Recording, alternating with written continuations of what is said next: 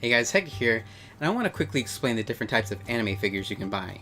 Because there are so many different types of figures at different price points, and I've unboxed and reviewed so many different figures. I have a whole wall full of figures, so I thought I'd just break down the 5 main types of figures. There's prize figures, scale figures, Figma, Nendoroids, and Pop figures. Those are the 5 most popular types of figures. So I'll give you some examples. First, we'll start off with a prize figure. Prize figures are usually small, not super detailed, just one solid piece of figure.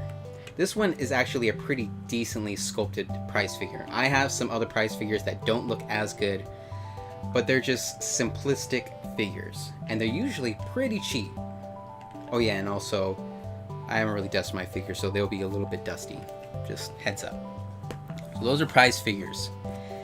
Next, there's scale figures, which I enjoy the most. Scale figures are usually still one solid figure, but they're to scale, so they're sculpted very intricately. Everything is proportionate and just right. And so there will be different scale figures. You can get 1/6, 1/5, 1/4.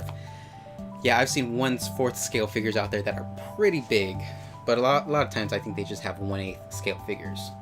So still, usually one solid figure. Sometimes there might be pieces that move. Like I have a scale figure with a head that swivels a little bit. This Pikachu is removable, so it might come with some extra pieces. That's pretty much a scale figure. My favorite, and usually the most expensive. So that's prize figures and scale figures. Next are Figma. So Figmas are pretty much action figures. They're posable. They come with a ton of different parts. You can take the heads off and the faces off, take the arms and hands off, give them different accessories. This is another Pokemon Trainer Red. This is one type of This is the original Pokemon Trainer Red scale figure. This is the second Pokemon Trainer Red Figma. They're usually smaller, cheaper. These are usually like maybe $30. Although if it's a better anime or if it's older, they will get more expensive. Here's a Sword Art Online Figma. I think they might go for about $100 now each. I like some parts and dislike other parts. I really like that they're posable, so it's not stuck in one scale pose. You can do it anything you want. You can, fix different parts like I showed you. You can give them swords, have them on bases with arms. So it's for people who like altering and stuff, but it's also for people with steady hands. I'm not really a steady hand person, so Figmas are not my best figures. They're not my most favorite figures. Okay, so that's prize figures, scale figures, Figmas. Now let's go to Nendoroids.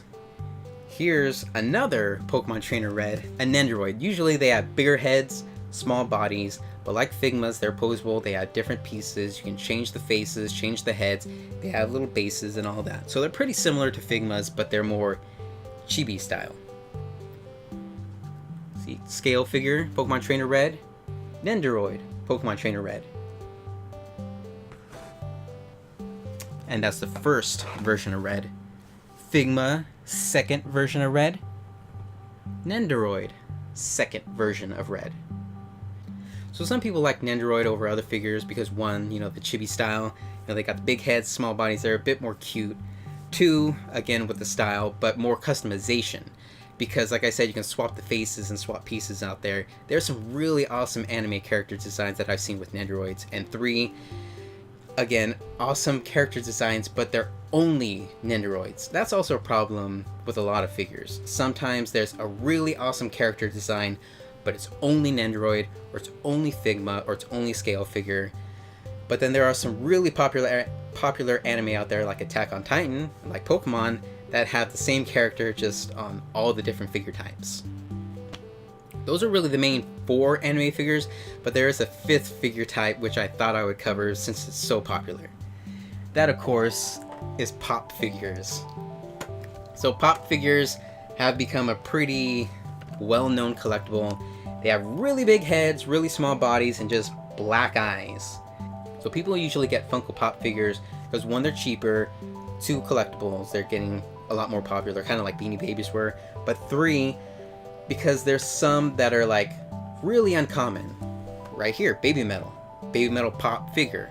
There aren't any other Baby Metal figures. There's no Baby Metal scale figures, Figmas, prize figures. They should at least make some prize figures or something. So Pop figures, they're more common. You can find like any pop culture thing. They have Pop figures of Hey Arnold and All Real Monsters, a Baby Metal, a Pokemon, a Sesame Street, of everything. So I figured I'd just cover it just so people know what the heck Funko Pop figures are and how they kind of correlate with the other figure types. So that's pretty much all you need to know about the 4 or 5 anime figure types. You know, in case you're shopping for an anime figure, you don't know which is which or the price point it should be at or whatnot. So if you like this video or found it useful, you can give it a thumbs up and share it with other people so they know the difference between the different figure types when they're shopping online. And subscribe to my channel for more otaku related stuff. Sometimes I talk about anime figures, sometimes I talk about cosplay, anime, just whatevs.